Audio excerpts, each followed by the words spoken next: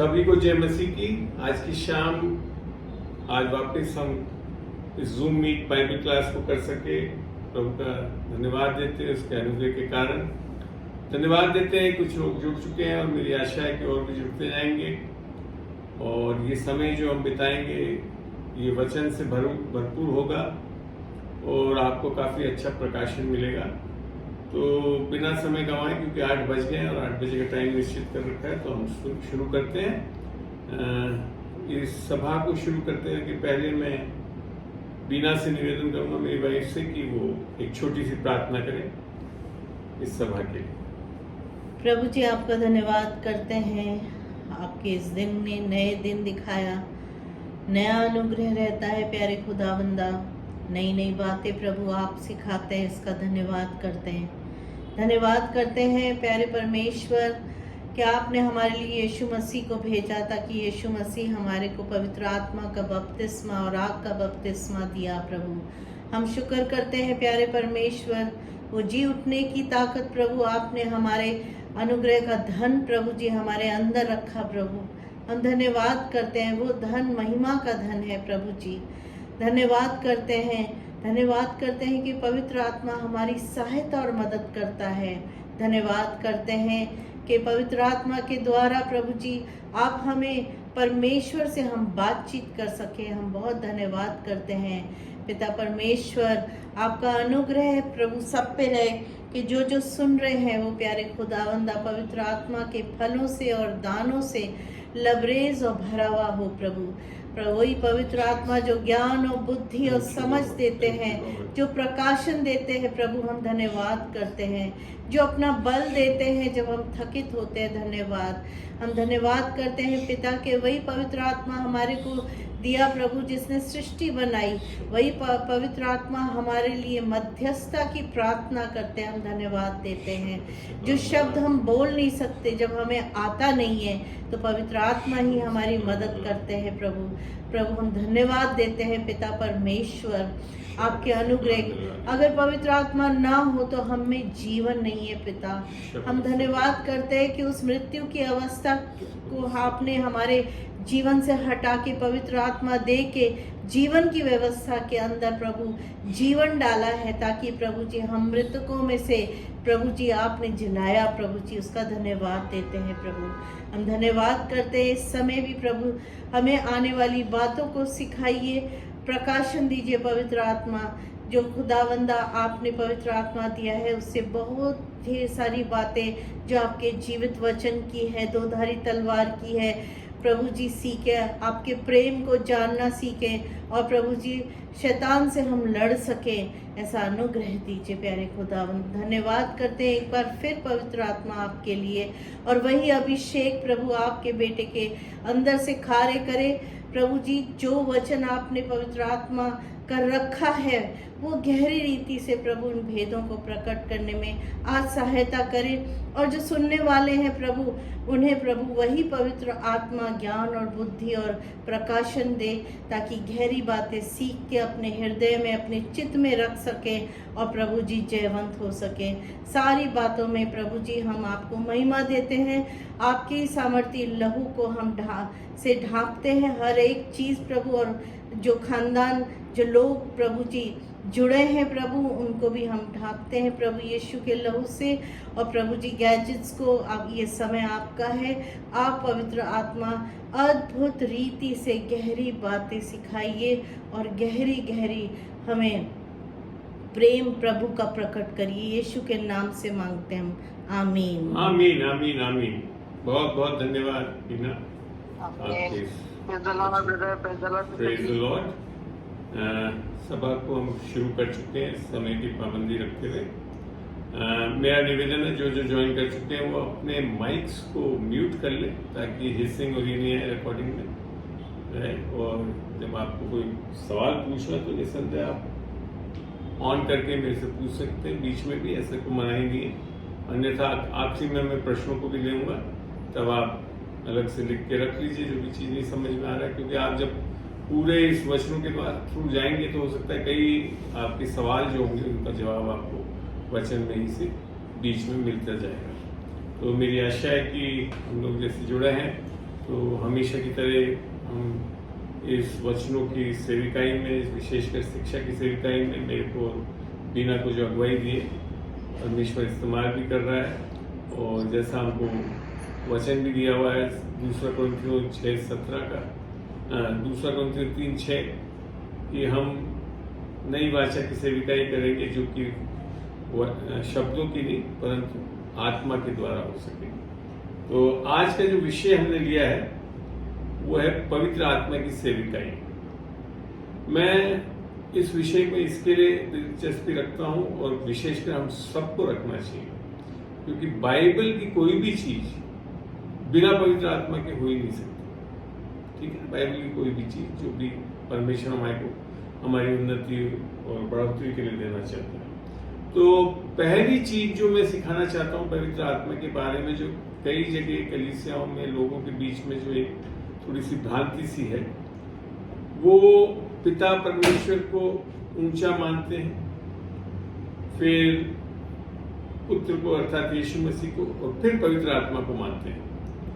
और ऐसी चीजें भी आती है उसमें कोई जो समझ है वो कोई गलत नहीं है कि पिता परमेश्वर या यीशु मसीह जब बोलता है पवित्र आत्मा उस चीजों को पूरा करता है, वो आज की वचनों से भी ऐसा कुछ प्रकट होगा। मगर जो त्रिएकता है उसके वचन को अगर हम देखें तो मैं इसके लिए इंग्लिश का वर्जन डाल रखा है मैंने, क्योंकि आपको हिंदी के वर्जन में ये चीज स्पष्ट नहीं दिखेगी। मैं आपको हिंदी का वर्जन भी दिखाता हूँ। ये है 1 यूहन्ना 5:7। हिंदी के वर्जन में तो यूं लिखा है, यहाँ पे ये चीज यूं लिखी हुई, और ये आत्मा है जो गवाही देता है क्योंकि आत्मा सत्य है। ये जब ट्रांसलेशन की प्रॉब्लम है बेसिकली बाइबल में, और इंग्लिश में जब हम देखते हैं तो ये वर्स बहुत कंप्लीट है। यहाँ लिखा है for there are 3 that bear record in heaven, the father अर्थात पिता परमेश्वर, द वर्ड वचन अर्थात Yeshu Masih, and the holy ghost अर्थात पवित्र आत्मा है। तो फिर आगे बहुत अच्छा लिखा है एंड दीज 3 आर वन, 3 है परंतु ये एक है। तो त्रिएकता एक तरह से आप इसको विभाजित नहीं कर सकते, 3 जन है मगर एक परमेश्वर। हमें ये समझना बहुत जरूरी है, तभी आप समझ। तो इससे ये स्पष्ट होता है कि पवित्र आत्मा भी परमेश्वर है, जो कई लोग इसको कॉम्प्रिहेंड नहीं कर पाते हैं। बिब्लिकली वो सब तीनों के तीनों बराबर है, उनमें कोई भी इस तरह से भेदभाव नहीं किया जा सकता। और वैसे तो आपको आगे चल के मैं दिखाऊंगा कि क्यों पवित्र आत्मा ही पिता है। तो अब हम वापस हिंदी वर्जन में ही चलते हैं और देखते हैं आगे आज की इस सेविकाई में। एक और जो वचन है जो कि आपको बहुत अच्छी तरह बताता है, वो भी मैं इंग्लिश में बताऊंगा तो बड़ा स्पष्ट हो जाएगा त्रिएकता के बारे में। वो है रोमियो 8:9। हम पढ़ के देखते हैं। रोमियो 8:9 खोल लीजिए मेरे साथ। रोमियो 8:9। यहाँ इंग्लिश में बड़ा अच्छा लिखा है, बट ये are not in the flesh but in the spirit. यहाँ देखते द स्पिरिट, एस कैपिटल, ये पवित्र आत्मा को डिनोट करता है, बताता है। If so be the spirit of God, दूसरा क्या बताया, द स्पिरिट ऑफ गॉड अर्थात पिता परमेश्वर की आत्मा, ड्वेल इन यू नाउ।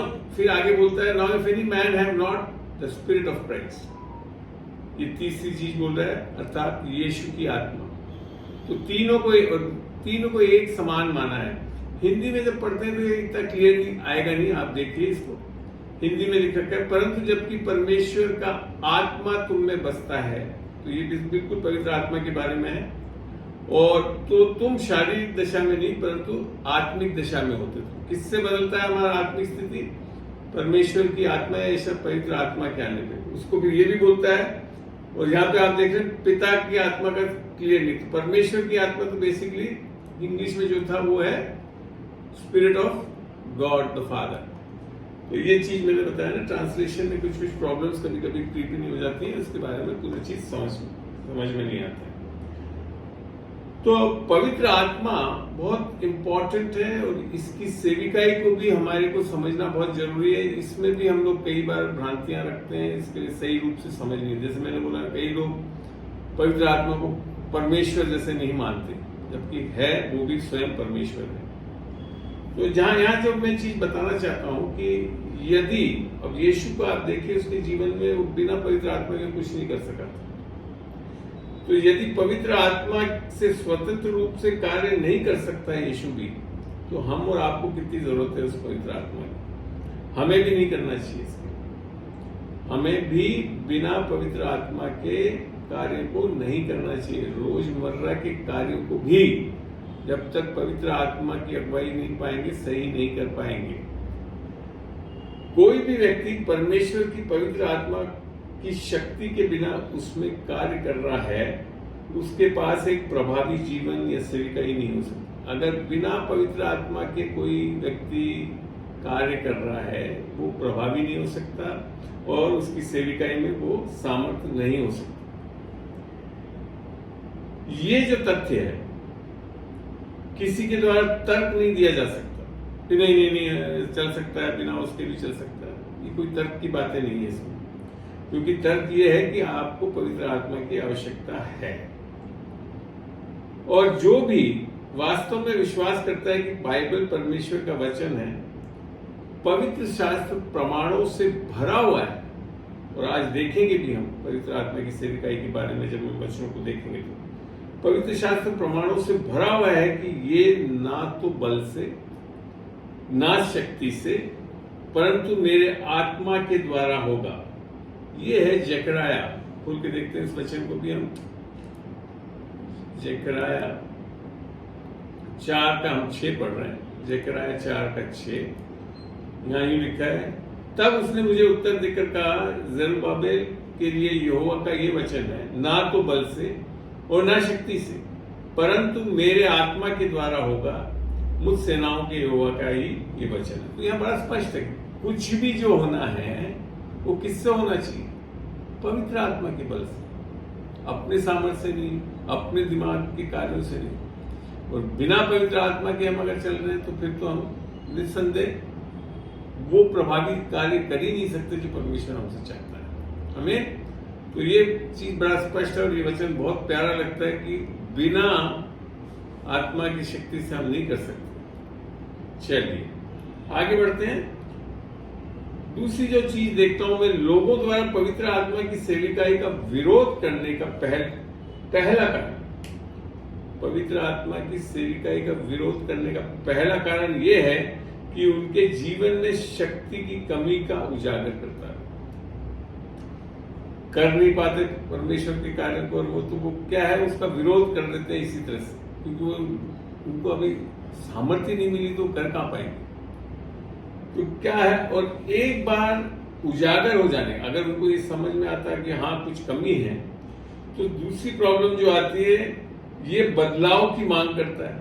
पवित्र आत्मा जब उजागर करता है कि उसकी आपकी जरूरत है तो वो बदलाव की मांग करता है, और बदलाव की जिम्मेदारी से बचने की कोशिश में वे खुद की जगह शास्त्रों को बदल देते हैं। लोग जो है बदलाव नहीं करके इसकी सारी सत्य को जानते नहीं और उसको ग्रहण नहीं कर पाते हैं, तो वो शास्त्रों को बदलने लगते हैं अपनी सुविधा के अनुसार, है ना। बेशक ये इतना स्पष्ट नहीं है, लेकिन पवित्र आत्मा की सेविकाई के खिलाफ एक पूर्वाग्रह है, इसलिए उनके विचार को का समर्थन करने के लिए पवित्र शास्त्र को तोड़ा मरोड़ा जाता है। अपनी चीजों को अपने ढंग से पेश करने के लिए यहां तक वचनों को तोड़ मरोड़ के बोल देते हैं कि नहीं, इसका मतलब ये नहीं और ये नहीं है। ठीक है। अब एक मसीहों का एक ऐसा समूह भी है जो स्वेच्छा से पवित्र आत्मा की एक सीमित सेविकाई को अपने दिलासा देने वालों और सांत्वना देने वाले के रूप में स्वीकार करता है। इज ए कंफर्टर, काउंसलर, ऐसी चीजों को तो मानता है, लेकिन वे फिर भी उसकी चमत्कारी शक्ति से इनकार करते हैं। हीलिंग का, डिलीवरेंस का, ऐसी चीजों से वो नकार जाते हैं। तो यहां क्या मतलब है कि ये एक सुविधाजनक है, उत्तरदायित्व के बिना लाभ है। ठीक है ना। आमतौर पर ये वे लोग होते हैं जो ये भी मानते हैं कि नया जन्म बाइबल का एक बहुत इंपॉर्टेंट डॉक्ट्रिन है, लेने से परे पवित्र आत्मा के साथ कोई दूसरा अनुभव नहीं होता। जबकि बाइबल आज दिखाई भी दूंगा मैं कि एक दूसरा अनुभव भी है। नया जन्म होना निस्संदेह पवित्र आत्मा के द्वारा ही होता है, पर एक और दूसरा अनुभव भी है। वे अपने विश्वासों में ईमानदार हो सकते हैं, नया जन्म भी पा लेते हैं, सही है उसमें, लेकिन वे ईमानदारी से गलत है। मेरे प्रिय भाई या बहन जो भी जुड़ रहे हैं वो अपने माइक्स को म्यूट कर लें प्लीज, ठीक है ना। तो सबसे पहले बार पवित्र आत्मा की सेविकाई देखने के लिए हम खोलते हैं वर्ष उत्पत्ति में, चलते हैं उत्पत्ति 1, पहला चैप्टर है बाइबल का, और इसकी 3 आयत को हम पढ़ के देखते हैं। वहां ये लिखा है, बल्कि 1-2 से पढ़ेंगे हम, जेनेसिस 1-2 से पढ़ेंगे। पृथ्वी बेडोल और सुनसान पड़ी थी और गहरे जल के ऊपर अंधियारा था, तथा परमेश्वर का आत्मा जल के ऊपर मंडराता था। यहाँ जो इब्रानी में शब्द है, यहाँ मंडराता जो है, इंग्लिश में लिखा होवर्स ऑन द डार्कनेस, वो बिल्कुल वैसे ही है जैसे एक मुर्गी अपने अंडे जो सेकती है ना, वैसे करता है। तो ये है पहली बार जब पवित्र आत्मा की सेविकाई के बारे में जिक्र आ रहा है बाइबल में, वो इस बारे में आ रहा है कि वो बेडोल सुनसान पड़ी थी और गहरे जल के ऊपर अंधियारा था, और तब परमेश्वर ने कहा उजियाला हो, तो उजियाला हो गया। और परमेश्वर ने इस उजियाले को देखा कि अच्छा है, और तो ये किसने करा, ये क्रियान्वित कैसे हुआ, पवित्र आत्मा की सेविकाई से, और ये उजियाला हो गया और बहुत अच्छा लगा। इसी प्रकार से इसको देखें तो ये गॉस्पेल को बताता है, इंडिकेट करता है मनुष्य क्या है इस संसार में। बिल्कुल हालत ऐसी अंधेर है, अंधेर राज में हम लोग जी रहे हैं, उसके बस में है, शैतानी ताकतों के बस में है। और ऐसे समय में जब पवित्र आत्मा आकर हमारे जीवन में काम करता है तो उजियाला होता है, तो ये उसकी सेविका है यीशु पवित्र आत्मा, और वो हमारे को सुसमाचार का बोध कराता है, अर्थात प्रकाशन देता है। और जब हम उस यीशु मसीह को अपना उद्धार करता है और प्रभु ग्रहण करता है, तब हमारे जीवन में सही रूप से उजियाला आता है और हमारे जीवन बदल जाता है, ठीक है ना। तो ये एक सबसे अच्छी उदाहरण लगता है मेरे को उत्पत्ति के इस 2 वर्सेस में। अब देखते हैं बाइबल की 2 तिमोथी में चल रहा हूं मैं सीधा, और 2 तिमोथी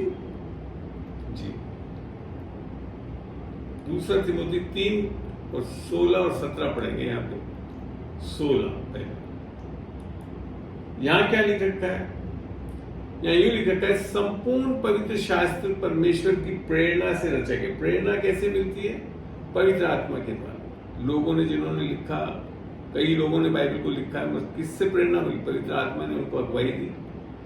और ये जो पवित्र शास्त्र है, ये उपदेश और समझाने और सुधारने और धार्मिकता की शिक्षा के लिए लाभदायक। तो ये किसने लिखा है पवित्र शास्त्र, पवित्र आत्मा की अगुवाई से, और इसके कारण परमेश्वर का जन सिद्ध बने और हर एक भले काम के लिए तत्पर हो जाए। तो एक दूसरी जो मैं पाता हूँ यहाँ पे कि पवित्र आत्मा की एक सेविकाई के कारण आज हमारे पास इतना अच्छा पवित्र शास्त्र पूरा बाइबल है, सारे वचनों को उसकी आत्मा की अगुवाई में लोगों ने लिखा, प्रेरणा से लिखा, और तब जाकर ये आज पवित्र शास्त्र हमारे पास इतना अच्छा उपलब्ध है जिससे हम बहुत चीजें सीखते समझते हैं। अब एक और चीज देखते हैं पवित्र आत्मा ने और क्या क्या करा। आज आपको मैं वर्सेस से ले जाऊंगा तो आप लोगों को बहुत क्लियर हो जाएगा कि पवित्र आत्मा कितनी बड़ी सेविकाई करता है, बाइबल में कितनी अच्छी तरह प्रकट हो रहा है। देखते हैं लूका 1:35, लूका 1:35 को यहां लिखा है, स्वर्गदूत ने उसको उत्तर दिया, पवित्र आत्मा तुझ पर उतरेगा। देखिए पवित्र आत्मा की सेविकाई, पवित्र आत्मा, ये मरियम के बारे में लिख रहा है, पवित्र आत्मा तुझ पर उतरेगा और परम प्रधान की सामर्थ्य तुझ पर छाया करेगी, इसलिए वह पवित्र जो उत्पन्न होने वाला है परमेश्वर का पुत्र कहलाएगा। किसके द्वारा हो रहा है, पवित्र आत्मा। तो वास्तव में कौन है आज, किसके द्वारा मरियम कंसीव हुई, गर्भवती हुई, पवित्र, अर्थात क्या हुआ पवित्र आत्मा। पवित्र आत्मा स्वयं पिता हो गया ना, इसी कारण। तो इस जो मैं बताया था ना कि त्रिएकता में लोग बाग इसको डिफरेंशिएट कर लेते, ऐसा नहीं है, वह भी सेम है। पिता परमेश्वर स्वयं गॉड है वो भी, ठीक है। तो यहां से भी ये सिद्ध हो रहा है कि यहाँ पे यीशु मसीह का पिता कौन था? पवित्र आत्मा, जब भी तो उसके कारण इंसेप्शन हुआ। अब हमने लेकर चल रहा हूं आपको रोमियो में। रोमन्स खोले अपन, रोमन्स चैप्टर 1 उसका 3। अपने पुत्र हमारे प्रभु यीशु मसीह के विषय में प्रतिज्ञा की थी, जो शरीर के भाव से तो दाऊद के वंश से उत्पन्न हुआ और पवित्रता की आत्मा के भाव से मरे हुए में से जी उठने के कारण सामर्थ्य के साथ परमेश्वर का पुत्र ठहरा। देखिए पवित्र आत्मा की सेविका क्या कर रहा है, वो यीशु मसीह को मरे हुए में से जी उठा रहा है। ये बहुत बड़ी सेविका ये है। अगर उसने ना उठाया होता तो आज हम वापिस उद्धार नहीं पा सकते थे, धर्मी नहीं ठहर सकते। और लिख रहा है सामर्थ्य के साथ और परमेश्वर का पुत्र वापिस ठहराया उसको। हमें बहुत प्यारी चीज है, मेरे को बड़ा अच्छा लगता है। एक और जगह चलते हैं हम, फिलिपियों में। फिलिपियों का 3 खोलिए मेरे साथ, फिलिपियों का 3 और उसका हम 21वीं आयत को पढ़ते हैं। यहां यूं लिखा है, वह अपनी शक्ति के उस प्रभाव के अनुसार जिसके द्वारा वह सब वस्तुओं को अपने वश में कर सकता है, अर्थात किसके प्रभाव का? पवित्र आत्मा। हमारी दीनहीन देह का रूप बदलकर अपनी महिमा की देह के अनुकूल बना देगा। यीशु मसीह को किसने जिलाया? पवित्र आत्मा। भी पढ़ा हमने रोमियो में। तो हमको भी कौन बदलने वाला है? पवित्र आत्मा की सामर्थ्य से हम भी कैसे हो जाएंगे? बिल्कुल जैसा महिमायित यीशु मसीह हो गया था वैसे हम बदल दिए जाएंगे। ये बहुत बड़ी सेविका ये पवित्र आत्मा की, आप लोगों को पता होना चाहिए। हम अपने बल से, अपनी सामर्थ्य से बहुत अच्छे बन के इससे नहीं बदलने वाले।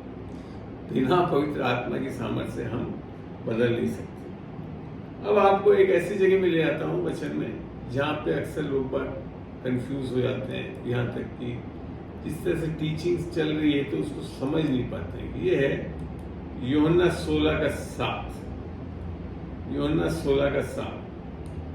फिर भी मैं तुमसे सच कहता हूं कि मेरा जाना तुम्हारे लिए अच्छा है। देखिए यीशु मसीह एक सेविकाई करने आया इस पृथ्वी पर, उसने पूरा किया और उसके बाद वो चला गया। और यहां लिख रखा है कि मेरा जाना, आने के बारे में ज्यादा बोल नहीं रहा यीशु मसीह क्या आया, सब करा उसने, निस्संदेह बहुत अच्छा कार्य करा यीशु मसीह। इसी कारण आज हम उद्धार पा सकते हैं, परमेश्वर से जोड़ सकते हैं। पर यहां लिखा था मेरा जाना तुम्हारे लिए अच्छा है। क्यों? आगे बताया, क्योंकि यदि मैं ना जाऊं तो वह सहायक, अर्थात कौन? पवित्र आत्मा तुम्हारे पास ना आएगा, परंतु यदि मैं जाऊंगा तो उसे तुम्हारे पास भेजूंगा। हमें तो ये यीशु मसीह के जी उठने के कारण अब पवित्र आत्मा की सामर्थ बड़े आराम से हमारे बीच में आ सकती है। और अब पवित्र आत्मा की सेविकाई बड़े जोर शोर से शुरू हो गई थी। आगे चल के देखेंगे वचनों से। 8 में फिर ये लिखता है, और वह अर्थात पवित्र आत्मा आकर संसार को पाप और धार्मिकता और न्याय के विषय में निरुत्तर करेगा। इस वचन को मैं आपको यहां तक अंगीकार करने के लिए तैयार हूं कि मैंने भी जो लोगों से सुनता था वैसे बहुत बार प्रीच भी कर दिया था इसको। इसका जो अर्थ यहां से निकल के आता है, जैसा बताते हैं लोग बात इसकी से समझाने के लिए, वो ये बोलते हैं कि पवित्र आत्मा आपको आकर पापों के बारे में बताता है कि आप ये पाप कर रहे हैं, और क्योंकि आप पाप कर रहे हैं तो इसके लिए धर्मी नहीं है, तो आप में धार्मिकता है नहीं, और क्योंकि आप धर्मी नहीं है तो आपका न्याय होगा। आप में से कितने लोगों ने ये चीज सुनी हुई है सरमन में? अगर कोई जानता है तो हाँ बता दीजिए, माइक खोल के। सुना ना ऐसे चर्च में भी और कहीं कहीं शिक्षा देते हैं तो वहां पे दी गई है ऐसी, और मैं खुद ने मैंने बताया, मैंने भी एक बार प्रीच ऐसी कर दिया था। मगर ये जब आगे वर्सेस पढ़ोगे तब पता पड़ेगा कि पवित्र आत्मा, इससे तो ऐसा लगता है पवित्र आत्मा की नेगेटिव सेविकाई है, अर्थात नकारात्मक सेविकाई है। मगर जब आगे पढ़ोगे जब समझ में आएगा ऐसा नहीं है। 16:9 में पहले तो बताया पापों के विषय में नहीं बताता पवित्र आत्मा, खाली पाप के विषय में, और वो भी क्या पाप, इसलिए कि वे मुझ पर विश्वास नहीं करते। पवित्र आत्मा की सेविकाएं आकर आपको पापों का बोध कराना नहीं है, या ये कर रहे हो तुम लोग ऐसे बदमाश बोला, ऐसा नहीं है। वो आकर खाली ये बोलता है तुम्हारे को यीशु की जरूरत है। आमीन। ये है सेविकाई पवित्र आत्मा की। अगर हम पाप वाप में भी फंसे हैं तो कैसे निकल सकते? यीशु के द्वारा। आमीन।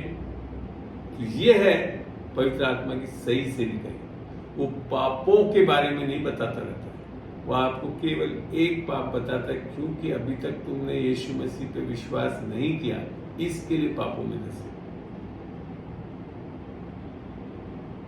बड़ा वचन ऐसी है। नेक्स्ट लिख रखा है 16:10 में, और धार्मिकता के विषय में, इसलिए कि मैं पिता के पास जाता हूं और तुम मुझे फिर न देखो। यहां आपकी धार्मिकता, आप क्या कर रहे हैं ये नहीं कर रहे, ये नहीं देख रहा है। क्योंकि हम परमेश्वर के सामने धर्मी कैसे ठहरे जाते हैं? रोमियो 4:24 बताता है हमको, खोल के पढ़ते भी वहां से। रोमियो 4:24 और 25 पढ़ूंगा और फिर वापस हम यहीं आएंगे यूहन्ना 16 में। रोमियो 4:24 और 25 पढ़ो। वरन हमारे लिए भी जिनके लिए विश्वास धार्मिकता गिना जाएगा, अर्थात हमारे लिए जो उस पर विश्वास करते हैं, जिसने हमारे प्रभु यीशु को मरे हुए में से जिलाया, वे हमारे अपराधों के लिए पकड़वाया गया और हमारे धर्मी ठहरने के लिए जिलाया गया। पवित्र आत्मा आकर आप क्या चीज बताती है? कि तुम अधर्मी नहीं हो।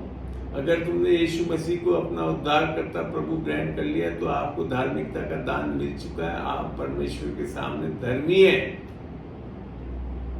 क्यों है? क्योंकि यीशु मसीह कार्य करके जी उठ के और चला गया, जैसे रोमियो 4:25 में बताया। तो धार्मिकता के विषय में जो यूहन्ना में जो बता रहे हैं, वो ये नहीं बता रहा कि तुम लोग अधर्मी हो, वहां ये बताता है कि तुम लोग धर्मी हो। आमीन। चलिए आगे पढ़ते हैं। 16 का 11 पढ़ते हैं। 10 तक तो हमने पढ़ लिया था। तीसरी चीज लिखा है न्याय के विषय में। तो न्याय के विषय में ये नहीं कि आप लोग के ऊपर न्याय होगा, हमारे ऊपर हमारा विश्वास होगा। न्याय लिखा है न्याय के विषय में इसलिए कि संसार का सरदार दोषी ठहराया गया। मगर लोग बाग जब इसको, मैंने बताया ना, जब हम सिखाने जाते तो हम इसको गलत सिखाने लगते कि हाँ पवित्र आत्मा आकर हमको पापों के बारे में बताता है, फिर हमको ये बोध होता है कि हम धर्मी नहीं है तो हमारा फिर न्याय होगा। ऐसा कहीं नहीं है। वचन आगे ही क्लियर कर दिया है बाइबल में कि वो 3 चीज करता है कि आपको यीशु मसीह की आवश्यकता है, वो पाप के बारे में आपको बोध कराता है, और दूसरा कि आप धर्मी हो अगर यीशु मसीह को आपने अपना उद्धारकर्ता प्रभु ग्रहण कर लिया और क्योंकि वो जी उठा है, और तीसरा कि आपके ऊपर न्याय नहीं होने वाला। न्याय किसके ऊपर होने वाला है? संसार के सरदार अर्थात शैतान। तो यहाँ पे समझ में आता है it is a positive ministry of the Holi spirit. और कई बार लोग बात ये सोच रहे हैं, और यहाँ तक कि जो लोग ये सोचते हैं अरे मैं जो पाप कर रहा हूँ पर मैं ये बता रहा है पवित्र आत्मा, और ऐसा नहीं करने की कोशिश करता। आप सोचें, मैं आपके घर के दरवाजे को सुबह सुबह खटखटाऊं, आप में से कोई भी XYZ हो, और मैं आपको बता अरे भैया तुमने तो ये पाप की, और फिर चला जाऊं, फिर दूसरे दिन सुबह आकर खटखटाऊं और फिर कहूं अरे आज तो आपने ये पाप किए। तीसरे दिन मैं पक्का आपको बताता हूं, आप तीसरे दिन दरवाजा ही नहीं खोलेंगे फिर, क्योंकि वो सेविका ही नहीं है पवित्र आत्मा। पवित्र आत्मा तो आकर रहता है, कोई बात नहीं, पाप किया, तुम्हारे यीशु की जरूरत है, यीशु तुम्हारे को इस पाप में से निकाल सकता है, यीशु ने तुम्हारे इस पापों की माफी दे दी। ये सेविका ही है यीशु पवित्र आत्मा। आमीन। अच्छा लग रहा है? चलिए आगे बढ़ते हैं। 16-12 में अब यूं लिखता है, आपको पता है 14, 15, 16 जो यूहन्ना के चैप्टर्स हैं, वो जो यीशु मसीह क्रूस पे जाने वाला था उसके पहले इन चेलों से ये बातचीत कर रहा था, तो काफी चीजें सिखाई है इसमें और जो हमारे लिए बहुत लाभदायक हो सकती है। उसने कहा मुझे तुमसे और भी बहुत सी बातें कहनी है, परंतु अभी तुम उन्हें सह नहीं सकते। देखिए अब यीशु मसीह बड़ा स्पष्ट कर रहा है कि मेरे को इच्छा तो बहुत है तुम लोगों को बताने की, मगर जो चीजें मैं बताऊंगा वो या तो सह नहीं सकते, अर्थात तुम सही तरीके से समझ ही नहीं सकते। ठीक है, फिर बोलता है 13 में, परंतु जब वह अर्थात सत्य का आत्मा आएगा, अर्थात पवित्र आत्मा आएगा, तो तुम्हें सब सत्य का मार्ग बताएगा, क्योंकि वह अपनी ओर से न कहेगा, परंतु जो कुछ सुनेगा वही कहेगा और आने वाली बातें तुम्हें बताएगा। आपको पता है पवित्र आत्मा की बहुत बड़ी सेविका ये है कि वो आपको आने वाली बातें भी बता देगा। लोगों को हाथ दिखाते रहते हैं कि फलाना करते, उससे नहीं सही पता पड़ता है। अगर आप आत्मा से भरे हुए, आत्मा से चलने वाले, तो पवित्र आत्मा आपको अगुवाई में ये तक बता देगी कि आप आगे कैसे कैसे क्या क्या होने वाला है। हमें, और वो भी कोई नेगेटिविटी नहीं बताता है, वो आपको उभारता है। हमें एक और पवित्र आत्मा का जो सेविकाई का है वो है, वह मेरी महिमा, तक यीशु मसीह की महिमा करेगा, क्योंकि वे मेरी बातों में से लेकर तुम्हें बताएगा। यूहन्ना 16-14 में जैसे। तो पवित्र आत्मा की सेविकाई में बहुत बड़ी चीज है कि यीशु मसीह के बारे में अगर हमको कोई बता सकता है सही रूप से, वो केवल और केवल पवित्र आत्मा है। आगे चल के मैं ये भी बताऊं, परमेश्वर के बारे में भी पवित्र आत्मा ही स्पष्ट बता सकता है। चलिए आगे देखते हैं।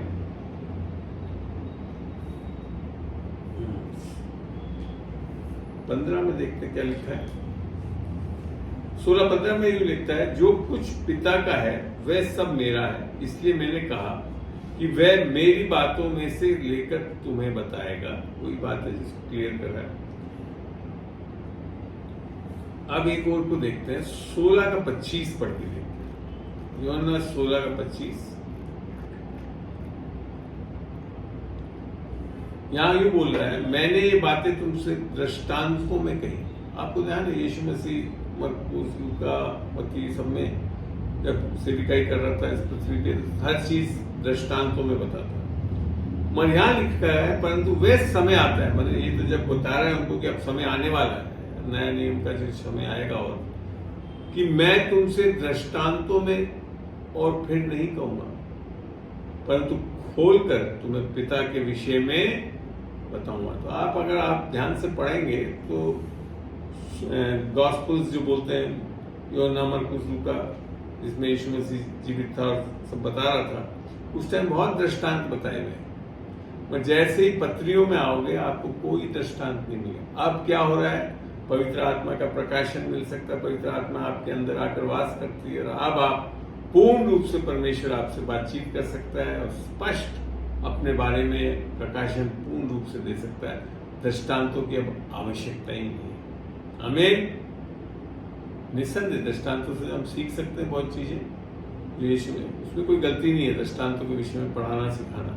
मगर अब आपके पास एक और अच्छी चीज मिल गई कि आप जब पत्रियों को पढ़ोगे तो वहां तो पूरा खुलासा करके रख दिया है कि क्या हो, क्या अब आपके पाप माफ कर दिए गए हैं, अब आप में कोई दंड की आज्ञा नहीं होगी, सब बड़ा क्लियरली बताया है परमेश्वर। हमें चलते हैं आगे। एक और बहुत अच्छी लगती है मेरे को जो पवित्र आत्मा की सेविकाई है, वो हम पाते हैं रोमियो में। रोमियो 5 खोलेंगे, रोमियो 5 का 5 पढ़ रहा है, रोमियो 5 का 5। और आशा से लज्जा नहीं होती, क्योंकि पवित्र आत्मा जो हमें दिया गया है, जब हमारा उद्धार नया जन्म होता है तब दिया जाता है, उसके द्वारा परमेश्वर का प्रेम हमारे मन में डाला गया। जब तक हमारा उद्धार नया जन्म नहीं हुआ तो पवित्र आत्मा भी नहीं आई, और पवित्र आत्मा नहीं आई तो परमेश्वर का प्रेम भी हमारे अंदर नहीं। प्रेम जरूर वैसे है हमारे अंदर, वो परमेश्वर का प्रेम नहीं है जो बिना कुछ कारण होता है। हमारे जो प्रेम होते हैं हमेशा किसी कारणों से होते हैं, रिश्तों से जुड़े हुए रहते हैं, और परमेश्वर का प्रेम जो है वो बिना कुछ कारण परमेश्वर हमसे प्रेम कर रहा है, मेरिट्स और डिमेरिट्स में नहीं होता। तो ये कौन करता है, इसकी ये सेविकाई किसकी है? पवित्र आत्मा द्वारा हमारे विश्वासियों के मन में भी परमेश्वर का प्रेम जो है वो ही डाल सकता है और कोई नहीं डाल सकता। ये बहुत अहम सेविकाई है परमेश्वर की पवित्र आत्मा की। अब वापिस यूहन्ना की पुस्तक 14 में चल के देखते हैं कुछ चीजें जो पवित्र आत्मा की सेविकाई के बारे में दर्शाता है हमको। 14 का मैं अब 26 पढ़ रहा हूँ, यूहन्ना 14 का 26। यहाँ यूं लिखा और यीशु मसीह बोल रहे हैं, परंतु सहायक अर्थात पवित्र आत्मा जिसे पिता मेरे नाम से भेजेगा वह तुम्हें सब बातें सिखाएगा और जो कुछ मैंने तुमसे कहा है वह सब तुम्हें स्मरण कराएगा। सिखाएगा इसका ये मतलब नहीं कि अपना आ जाएगा, सिखाने के लिए कुछ ना कुछ पढ़ना पड़ेगा। ये चीज मैं अपने जीवन में समझ चुका हूँ। मेरे को जैसे मेरे शिक्षा की सेविकाई दी और मैं ऐसा व्यक्ति था जो 1998 तक मैंने बाइबल नहीं पढ़ी थी। मैं अक्सर घर में जब मीटिंग होती थी तो बड़े बेटे अमन के पास बैठता था क्योंकि वो संडे स्कूल गया हुआ था तो वो बाइबल खोलना जानता था, मेरे को बाइबल खोलना भी नहीं आता। मगर फिर मैंने उद्धार पाया, मैंने बाइबल के बहुत वर्जन्स पढ़े, सब पाया। मगर वो फिर सिखाया कैसे आज, क्योंकि अक्सर मेरे से बोलते हैं अंकल आप इतने आसानी से इतना वचन कैसे बता रहे। वो मैं इस आयत के कारण इस पर विश्वास करता हूँ और इसके लिए ऐसा ही होता हुआ मैं अपने जीवन में सेविकाई में देखता हूँ। यहाँ क्या लिख रखा है, पवित्र आत्मा जिसे पिता मेरे नाम से भेजेगा वो तुम्हें सब बातें सिखाओ। मैं आपको बताऊं खाली बाइबल की नहीं, मैंने देखा इस चीज को आजमाकर मेरे ऑफिस में फाइलों के बारे में, लोगों के बारे में सब बातें सिखाता था। और फिर लिखा था और जो कुछ मैंने तुमसे कहा है वो सब तुम्हें स्मरण भी करा देगा। आपको जो चीज सिखाएगा वो चीज का स्मरण भी वो करा देगा, नहीं तो याद आना भी बहुत मुश्किल काम है। आजकल उम्र होते तो बहुत दिक्कतें हो जाती है इस चीज में, बस तब भी मैं विश्वास करता हूँ पवित्र आत्मा है कि एक बहुत बड़ी सेविका ये है कि वो पूरा सिखाता भी और स्मरण भी कराता है। ठीक है ना। अब लिख रखा है, अब ले जाता हूँ एक और चैप्टर में, यूहन्ना की चैप्टर 15 में चलते हैं। यूहन्ना 15 मैंने जैसे आपको बताया 14, 15, 16 जो है वो सारे वो शिक्षाएं हैं जो यीशु मसीह जब इन चेलों को जब क्रूस पे जाने वाला था उसके पहले वो सिखा रहा था। 15:26 में यूं लिखा है, परंतु जब वह सहायक आएगा जिसे मैं तुम्हारे पास पिता की ओर से भेजूंगा, अर्थात सत्य का आत्मा जो पिता की ओर से निकलता है, वह मेरी गवाही देगा। अपनी गवाही नहीं देता पवित्र आत्मा, किसकी गवाही देता है? यीशु मसीह। देखिए यीशु मसीह के द्वारा ही ये सारा चीजें हो रहा है, आत्मिक चीजें। तो किसकी गवाही देता है वो? यीशु की गवाही। अपने बारे में नहीं बताने लगता। आप कहीं पे भी नहीं देखो पवित्र आत्मा अपने बारे में बता, यीशु के बारे में बता। यहाँ तक कि वो पाप जो निरुत्तर करने की बात आई थी वहां क्या पता कि तुमको यीशु मसीह की आवश्यकता है। तो ये बहुत बड़ी एक सेविका ये पवित्र आत्मा। और फिर आगे लिखेगा 15:27 में, और तुम भी गवाह हो क्योंकि तुम आरंभ से मेरे साथ रहे।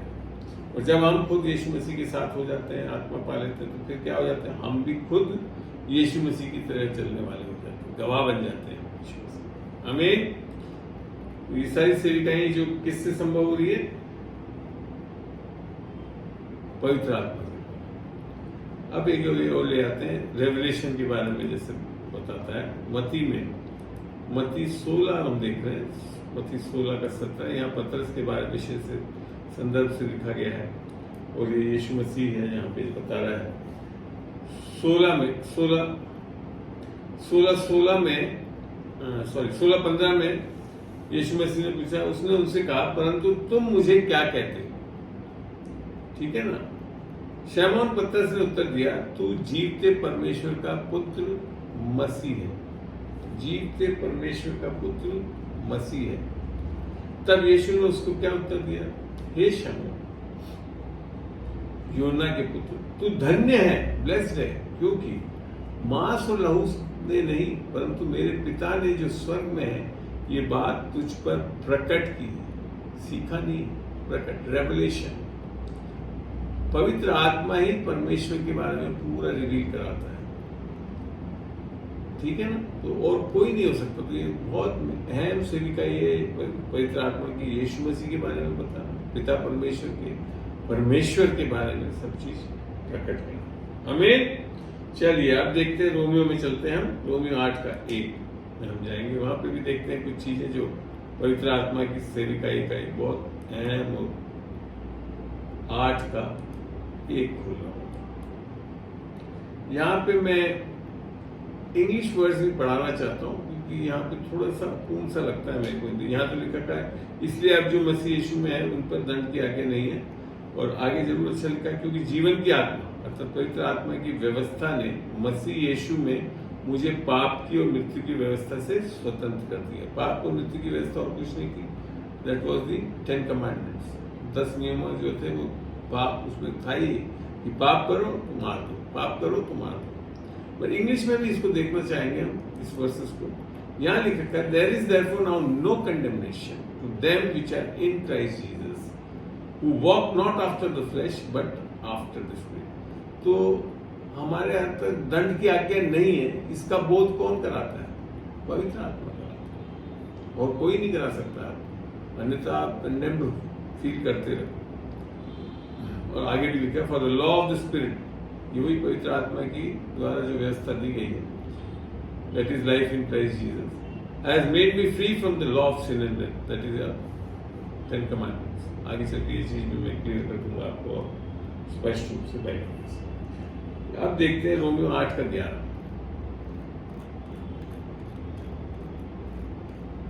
रोमियो 8:11 में यूं लिखा है, हिंदी में चलेंगे, सॉरी 1 2 3 4 5 6 7 8 9 और यदि उसी का आत्मा जिसने यीशु को मरे हुए में से जिलाया था, ये हमने रोमियो पहले भी पढ़ा था, रोमियो 1:3-5 में, तुमने बसा हुआ है, अगर वो तुमने बसा हुआ है, तो जिसने मसीह को मरे हुए में से जिलाया, किसने? पवित्र आत्मा, ये उसकी सेविकाई थी। वह तुम्हारी मरणहार देहों को भी अपने आत्मा के द्वारा जो तुम में बसा हुआ है जिलाएगा। ये एक ऐसी इंपॉर्टेंट मिनिस्ट्री है पवित्र आत्मा की, जिससे हम जो फ्लेश में चलने वाले थे, मरणहार अवस्था में से, अब हमको वो उद्धार देकर, नया जन्म देकर हमको जीवित कर देता है। आमीन। और इसके आगे भी पढ़ते हैं, 12 भी पढ़ते हैं। तो हे भाइयों, हम शरीर के कर्जदार नहीं कि शरीर के अनुसार दिन काटें, क्योंकि यदि तुम 13 में लिखा है, क्योंकि यदि तुम शरीर के अनुसार दिन काटोगे तो मरोगे, यदि आत्मा से देह की क्रियाओं को मारोगे तो जीवित रहोगे। यहाँ दिख रहा है अनोखा है पवित्र आत्मा की सेविकाई क्या है, कि हमारे को पवित्र आत्मा इसके लिए दिया गया है कि हम आत्मा के द्वारा देह की क्रिया, जो कार्नल वर्क्स है, उसको हम मारेंगे तो हम जीवित रहेंगे। इसके बिना हम चल भी नहीं सकते आत्मिक रूप से पवित्र आत्मा की सेविकाई के बिना। और 14 में फिर वो कह रहा है, इसलिए कि जितने लोग परमेश्वर के आत्मा के चलाए चलते हैं वही परमेश्वर के पुत्र। ये एक और बहुत इंपॉर्टेंट एस्पेक्ट है सेविकाई का, कि पवित्र आत्मा आपको चलाता है, तब आप परमेश्वर के बेटे कहलाए जाते हैं। हमें अन्यथा नहीं, तो पवित्र आत्मा ही सही ढंग से आपको चला सकता है। 15 में फिर लिखा है, क्योंकि तुमको दासत्व की आत्मा नहीं मिली। आत्मिक जगत में 2 आत्माएं, एक तो पवित्र आत्मा और एक दासत्व की आत्मा है। तो हम, और पहले हम जब उद्धार नहीं पाए होते तब इसी आत्मा की अधीनता में चलते हैं, चाहे कितने भी अच्छे अच्छे काम कर लो, मत रहते इधर ही, कि फिर भयभीत हो, परंतु लेपालकपन की आत्मा मिली है। वापिस वही पवित्र आत्मा ही लेपालकपन की आत्मा है, जिससे हम हे अब्बा, हे पिता करके पुकारते हैं। परमेश्वर को अब परमेश्वर के रूप में नहीं, हम पिता के रूप में जान जाते हैं। ये एक बहुत बड़ी सेविका ये पवित्र आत्मा की, वो हमें बोध कराता है कि वो हमारा आत्मिक पिता भी है, वही है आत्मिक पिता। ये चीज किसके द्वारा हमारे को मिनिस्टर होती है? पवित्र आत्मा के द्वारा।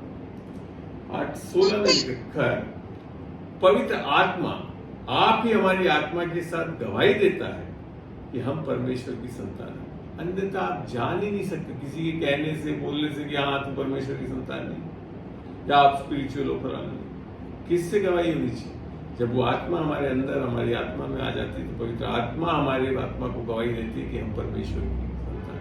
मैं जब नया जन्म पाया 1998 मैं बाइबल नहीं पढ़ी थी कुछ भी उस टाइम तक, कुछ पता भी नहीं था ज़्यादा मेरे को, मगर जिस दिन उद्धार पाया मेरे अंदर ये एक बहुत बड़ा गवाही थी पवित्र आत्मा के द्वारा कि मैं परमेश्वर का बेटा हूँ। हमें तो ये एक बहुत बड़ी गवाही, और सही सही रूप में आपको अगर जानना है कि आप परमेश्वर के पुत्र हैं तो और कुछ नहीं, पवित्र आत्मा के द्वारा ही सही जान पाएंगे, लोगों के कहने से मत आ जाना। ये गवाही हमारे अंदर ये एक सेविकाई है, पर इसकी आत्मा की उसी के द्वारा हम सही पता पड़ता है। अब चलते हैं हम रोमी 8:26 को देखते हैं, वहाँ पे बड़ा अच्छा लगता है मुझे, एक बहुत बड़ा पहलू है जो आत्मा के द्वारा है। यहाँ ये लिखा है इसी रीति से आत्मा भी हमारी दुर्बलता में सहायता करता है। आप हम कई बार दुर्बल होते हैं, मनुष्य रहता है, तब क्या करता है वो सहायता करता है, इसीलिए उसको सहायक भी बोला है, क्योंकि हम नहीं जानते, और ये किस विषय में सहायता कर रहा है कि प्रार्थना किस रीति से करनी चाहिए। आप कई बार आपको उद्धरण में हो जाएगा, हम सेविकाई करते हैं, हमारे साथ भी दिक्कतें आती है कई बार कि हमको समझ में नहीं आता इस बंदे के लिए क्या प्रार्थना करें, तब क्या करता है, परंतु आत्मा आप ही ऐसी आहें भरकर जो बयान से बाहर है हमारे लिए विनती करता है। और ऐसे समय में जब अक्सर हम लोग अन्य भाषा में दुआ करते हैं तो फिर परमेश्वर हमारे से बातचीत करता है, फिर सही प्रकटीकरण होता है हमको कि क्या करना चाहिए। ये बहुत बड़ी एक सेविकाई है जो कि बाइबल में पवित्र आत्मा की है। और 27 में लिखा, और ये पवित्र आत्मा कैसे प्रार्थना करता है, और मनों को जांचने वाला जानता है कि पवित्र आत्मा की मनसा क्या है, क्योंकि वह पवित्र लोगों के लिए परमेश्वर की इच्छा के अनुसार विनती करता है। ये बहुत बड़ा एक सहायक है। हम जब हमें समझ में नहीं आता हम क्या प्रार्थना करें, तब पवित्र आत्मा आए हैं भर करके हमारे अंदर से करता है। और किसके लिए करता है, हमारे लिए करता है, और किसके अनुसार करता है, परमेश्वर की इच्छा के अनुसार विनती करता है। हमें इतने बड़े एक आश्वासन है हमारे लिए पवित्र आत्मा की सेविकाई में कि हमको कई बार हम जब प्रार्थना नहीं कर पाते हैं तो पवित्र आत्मा हमको ये चीजों में मदद करता है। अब चलते हैं हम एक बार गलतियों में चलिए, और चैप्टर 5 और उसका 16 खोलते हैं, देखते हैं क्या लिखा है यहाँ पे, बहुत अच्छा होगा। पर मैं कहता हूं आत्मा के अनुसार चलो तो तुम शरीर की लालसा किसी रीति से पूरी न करो। ये एक ऐसा इंपॉर्टेंट सेविकाई है पवित्र आत्मा की जिससे हम संसार की लालसाओं से बच सकते हैं।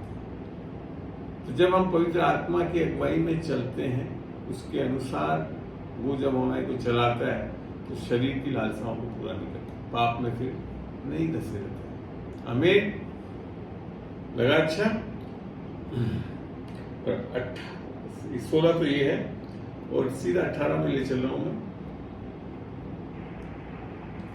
और यदि तुम आत्मा के चलाए चलते हो तो व्यवस्था के अधीन न रहे। ये व्यवस्था जो यहाँ पे जिक्र है, व्यवस्था मैंने आपको एक पूरा बताया भी था, अभी YouTube पे डाल भी रखा है।